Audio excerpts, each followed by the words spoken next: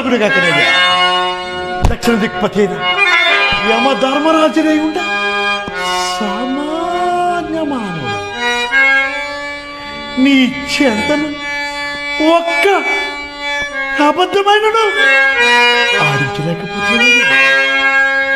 7 దీవుల పరిపాలించినటువంటి ఈ హరిశ్చంద్ర చక్రవర్తికి ఇన్ని కష్టములు నీకు ఎలా వచ్చినాయి? ఓయి గదులుందిగా అష్టానిష్టగనిష్టైన ఈ హరిశ్చంద్రుని చేత 6 నెలలు మొగ్గులాడించమందరు ఇతను చెంతబద్ధం ఆడుతున్న మన ధర్మనాథుడయ్యా, ఆ విశ్వామిత్ర ధర్మనాథుడయ్యా, ఆ బ్రహ్మ